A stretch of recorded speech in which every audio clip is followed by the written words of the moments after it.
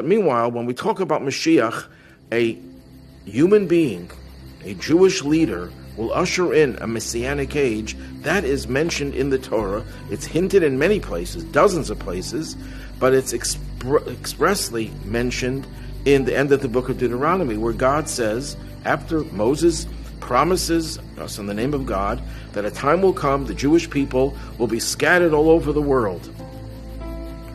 Now it's interesting, I should add parenthetically, here trying to start a new religion. Which person in the right mind who wants to start a new religion will tell the people, you know what?